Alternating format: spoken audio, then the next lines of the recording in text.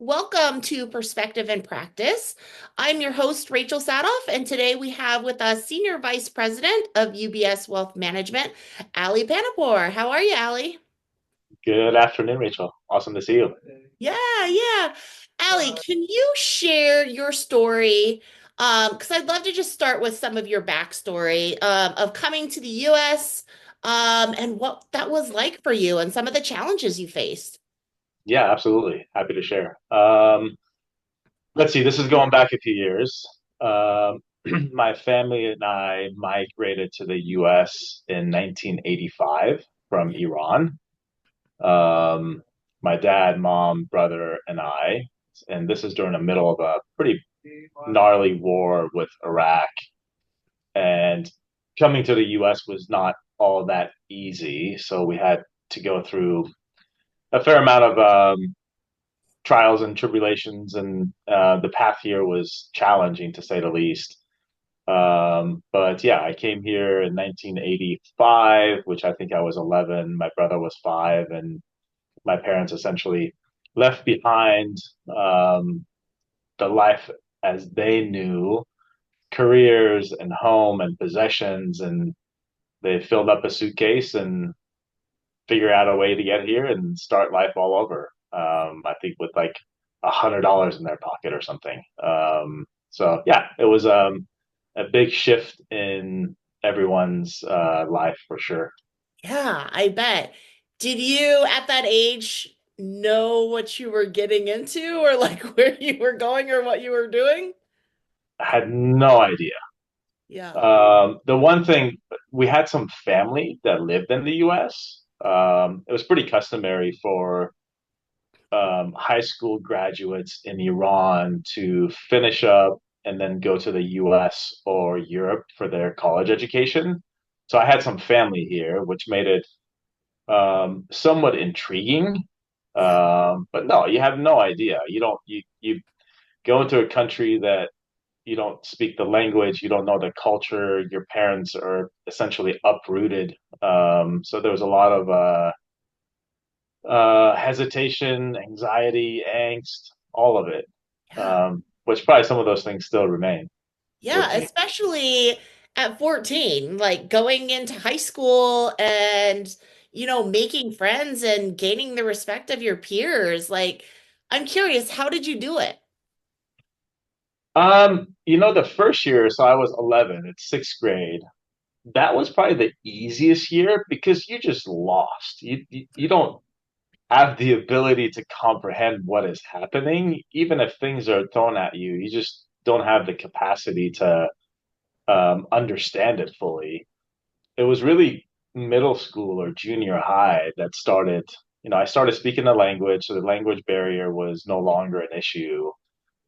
But then I'm faced with just being fish out of water. We came to Oregon. Um, there were not very many Iranians. There were not very many folks from different cultures or countries, for that matter. So, yeah, you're you feel lost when you're in that age anyways, Yeah. but then being in a foreign country was pretty challenging, try to figure in your ways and having no money, Yeah. right? So yeah, I found finding friends was really difficult. um I gravitated towards the kids that were foreigners.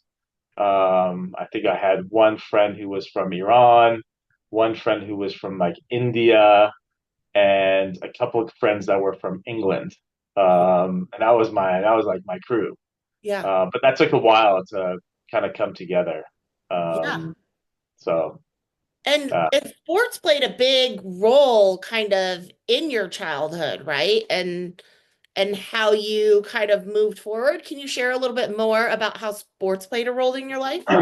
yeah, yeah, sure. Like coping with the fact that you're so different than everybody else, um, was challenging, but figuring out that, hey, I can play a sport, I can be good at a sport, and I think sports is the ultimate equalizer.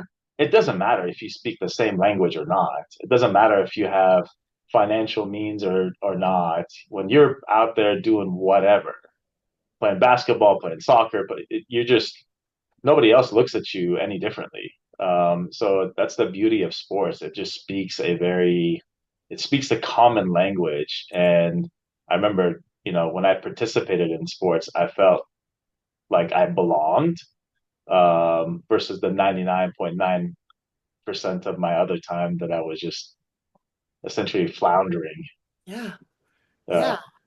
Belonging is such a huge part of, just growing up, but also, finding communities and, developing leadership skills and, finding those communities and how you find that belonging. So, yeah, I'm glad that sports was such an impactful way for you to find that belonging when you moved to another country. So because you lost your mom at an early age, is that correct? yeah, so we moved here again when I was 11. Yeah. My mom got sick when I was 14 or 15, and she Okay. ultimately passed away when I was 17. Yeah. So, yeah, that was talk about going from one fire into another. Yeah, that was pretty devastating for me and my younger brother, who was 11 at the time, and my dad, and the rest of my family. So, yeah, that definitely shaped. If moving to the U.S. shaped me in one way, losing my mom kind of derailed and shaped me in another way. So yeah, those were some pretty dark times, Yeah. to say the least. Yeah. How did that shape your mindset or your approach to how you overcame challenges? Yeah. Um, I don't know if there was a moment, but as I reflect back on it, I just stared at myself in the mirror. At one point, I'm like, "You're on your own. There's no backup." Your backbone, which is your mom. I was really close to my mom, not as close with my dad, and he had a really difficult time with that transition. Um, but when you're faced with that, it's one of two things has happened, and you're either like stepping up and essentially have an internal dialogue with yourself and saying, "Hey, I need to figure this out on my own," and this, I mean, just life, Yeah. or you're crumbling and craving and or crumbling and you're going down a different path. So I think for me it was not having that backup, of like your rock, not just personally, emotionally, like figuratively. It just, I'm on my own and I put the blinders on. I'm like, all right, it's go time. I got to figure this out on my own. Well, I feel like you've definitely did that because, you broke into the industry of wealth management at what, age 24, which most people, if I'm correct, do like enter into that, mid-career or profession. How did you gain clients and trust and stand out as such a young person? Yeah. Yeah, I was by far the youngest person in my class, if you would. So I started in 99. Actually, it might have been 98. And that time it was the height of the bull market. So all the financial firms were hiring as many people as they can just to serve potential clients. Like the internet was becoming big, .com was becoming big, the markets were roaring. So firms are trying to hire um, second career professionals. I remember kind of walking in the first day at my employer and looking around, and everybody's like in a really nice suit, and they have some gray hair, and they speak really eloquently, and they have all these connections. And I'm just a 24-year-old kid that has one, no idea what he's getting into. Two, I have no like connections with folks. So yeah, that was pretty eye opening. I think to answer your question, I think for me it was again going back to maybe being uprooted and having to figure things out, losing my mom, having to figure things out. It was like, all right, I gotta do this thing. Yeah. And there was a few things that helped me along the way. I'm stubborn as can be. Um, so like failure was just not an option for me. Hard work and discipline has always just kind of come to me naturally. I think that's been a way for me to manage my anxiety if I were to be like really honest and truthful. Um, yeah, and putting in hard work was just something that I didn't shy away from. So that certainly played an aspect. The other piece of it was I've always had the ability to kind of maybe take a step back to see what everybody's doing, ask why people are doing what they're doing, and seeing if there is a different path. Yeah. Um, so I started kind of doing things differently at the time, which I think helped me a lot. Um, so Can yeah, you those were Can you give an example of maybe something that you felt that you did differently? Because I'm a big believer of asking questions, learning from what other people did well or did not do well, or, accommodating things that yeah, fit myself, my team, my style. yeah, But I'm curious to know if you could give an example of maybe something you just did differently. yeah. I mean, this example might not resonate with folks now, but back then, so as a trainee in our industry, you're essentially like you get all the licensing, which is a process. You go through it and you get you get licensed, and then they essentially say, "Go now, go find money." So most of my peers were reaching out to their um, former or previous contacts. Again, they're in their 30s, 40s, and 50s.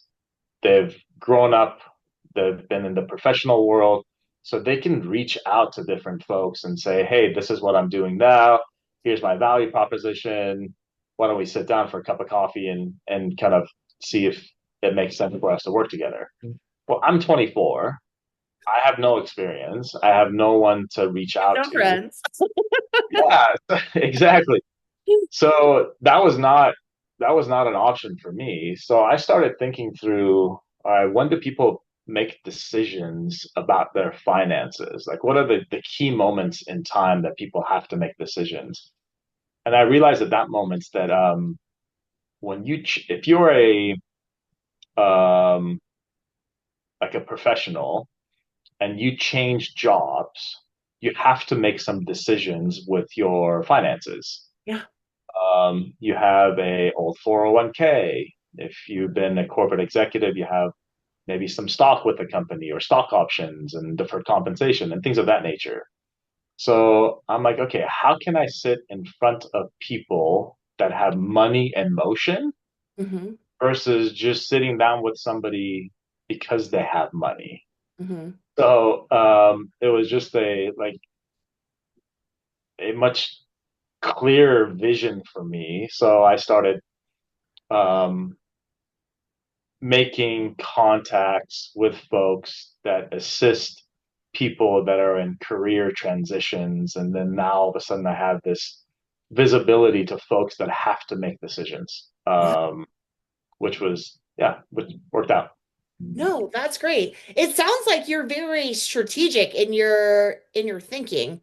And that was one of the things that helped you as a young person kind of build these Yeah, relationships is, you know, not only being intuitively strategic, but being intentionally strategic yeah, about how you were making your connections and how you were leading in an industry. yeah. Strategic or neurotic. You can, they're interchangeable in my head. Yeah.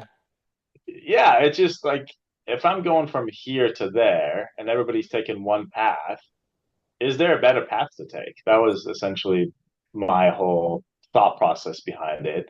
And once I identified that path, it's like, okay, now how can I put myself in front of those people? Yeah. So yeah. Awesome. So, what roles did creating like systems and habits, like starting your day with small wins, play in your early success, and how have they compounded to where you are today? Yeah, they're pretty important to me. I try to have my girls, I have three daughters, as you know, and I like to have them understand the importance of the small wins and the compounding effect. Um, so for me, I start my day pretty early. I'm up about 5:15. I'm usually in a yoga studio or a gym by 5:45. I'm home by 7, little after 7 o'clock. And I have this routine, right? Then I make my bed and, do all the things and come to the office. So I feel like by the time that most people roll into the office, I've achieved so much more in my own mind that I'm just that much further ahead.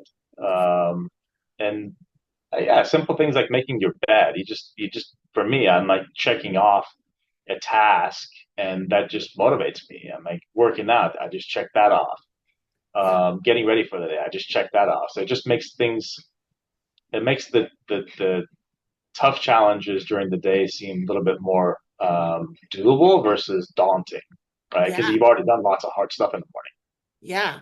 No, it reminds me a lot of like Kobe Bryant interviews and things like that that I've heard how, he always gets into practice before he would start the actual practice, and then he'd do a practice between his daily doubles and then do one at the end, and just morning. creating those wins kind of compounded. Yeah, How did you come up with this mentality, or is it something you just did and then you were like, "Oh, this has something to it." yeah. Again, I think for me, it's going back. I, it just, it was a natural progression. It was not having control over my life at an early age. Like, I didn't ask to move to another country. I Yeah. didn't ask to leave my friends back home. I didn't ask to start a new life and start a new language and new school. So I didn't have any control over that. I didn't ask to lose my mom. So for me, like not having control shaped me in a way where I want to take control in Yeah. my own mind. So it's like, okay, what can I can control what I can eat. I can control if I am diligent about fitness. I can control how much work I do.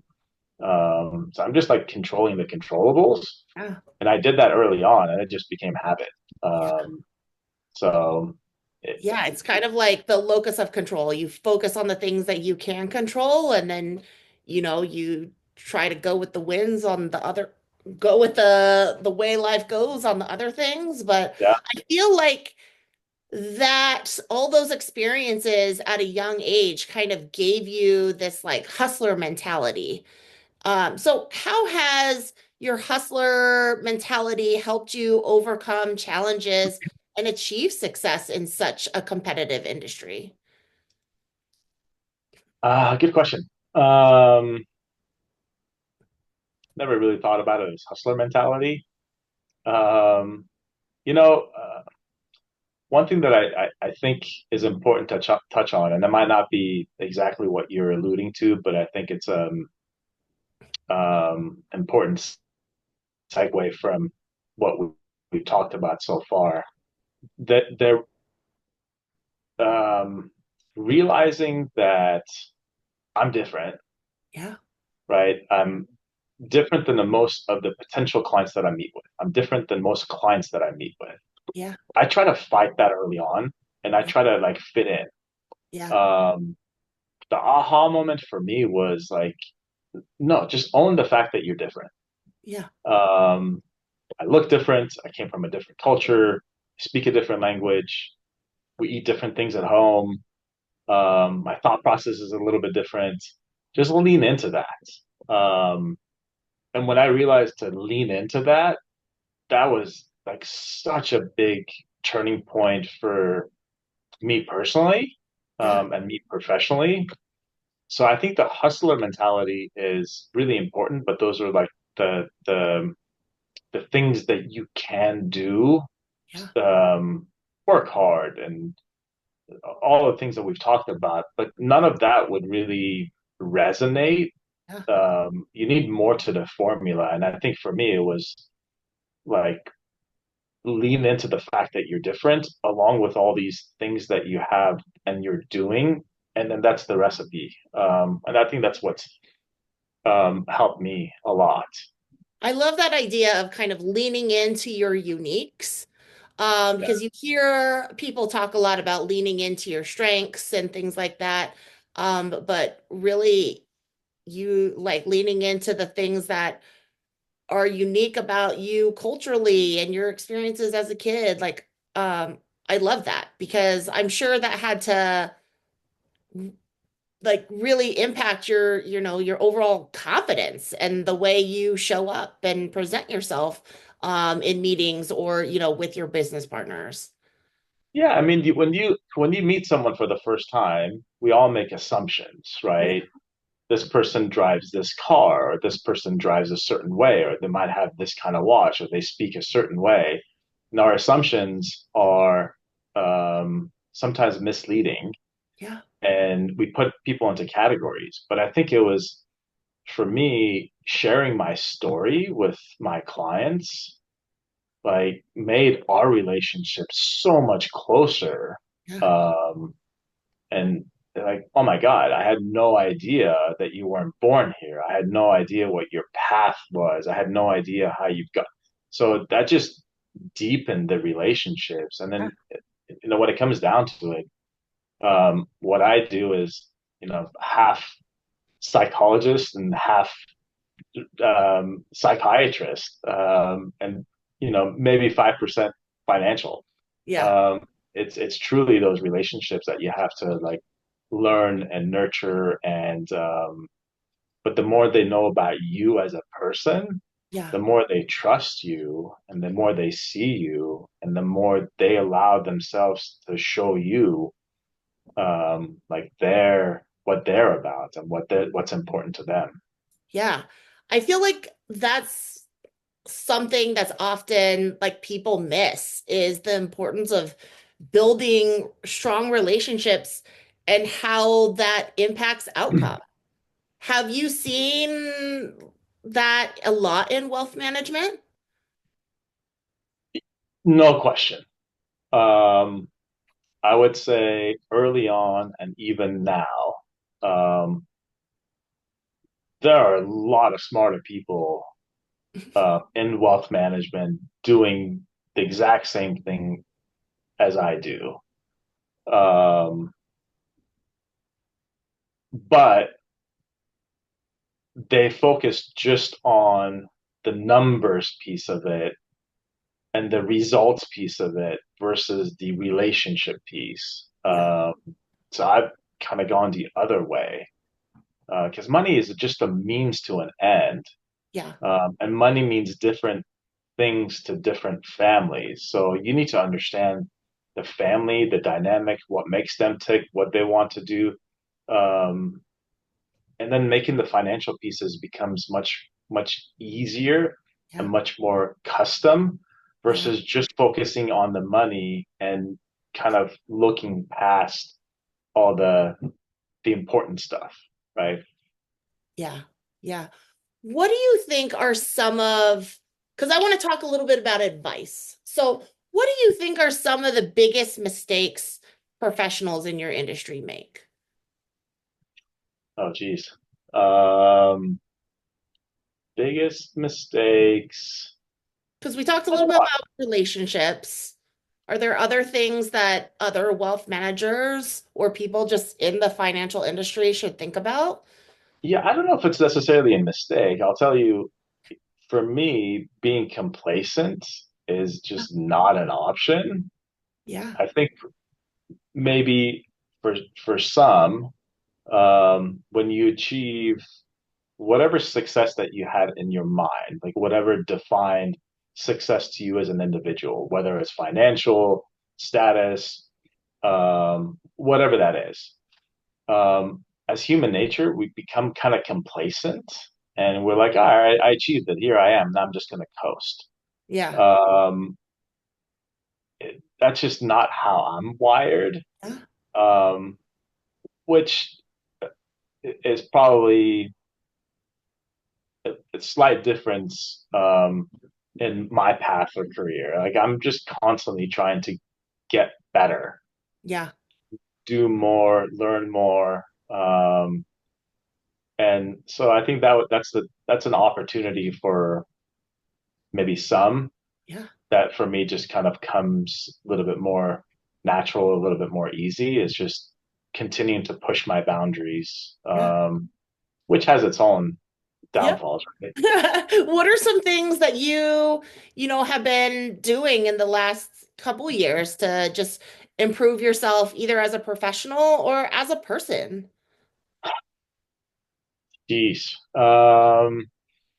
As a person, um, lots of talks with my wife, lots of talks with my kids, like open dialogue, um, just making sure that I understand my family the best that I can, Hmm. and not just be there for them physically, but like be there for them because I didn't have that Yeah. as a kid. Yeah. Um, my fitness has changed a lot. I've started a yoga practice, which is I never thought I would actually utter those words, but to me, it's meditation and yoga has been really calming. Yeah. It allows me to focus on breathing and being in the moment and all the things that my wife has been trying to tell me for like 20 years, and I haven't listened to her. That's been a big. Those two things, while simple, have been Yeah. big goals of mine over the past year or two. And Yeah. then professionally, my partner, I have three amazing business partners. We started this journey together 20 some years ago, and they're so different than I am. And we bring such different skill set and different thoughts, just continuing to talk through like how we want the next phase in our career to look like Yeah. and having some uncomfortable conversations and so I think just the dialogue piece of it with my partners has been really an important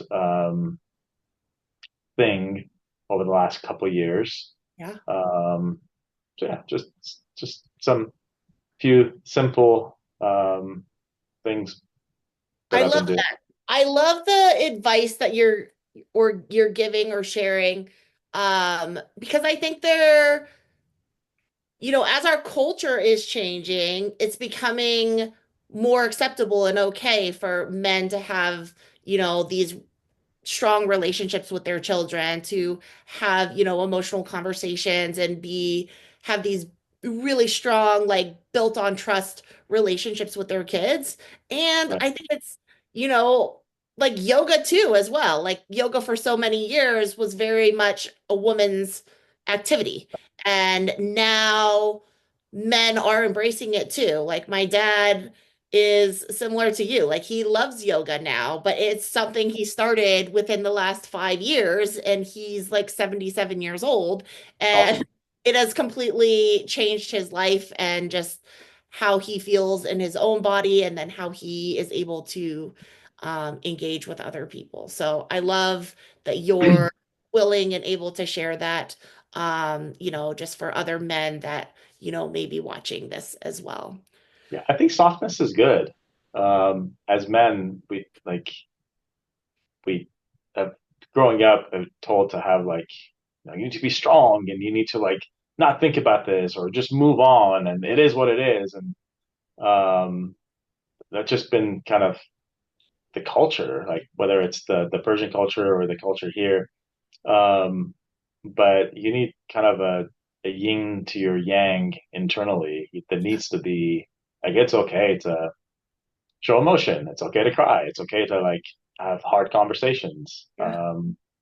And for me, it's I have four women in my life, so I have no choice. They're gonna take me down that path regardless. So I'm either gonna fight it or I'm just gonna lean into it.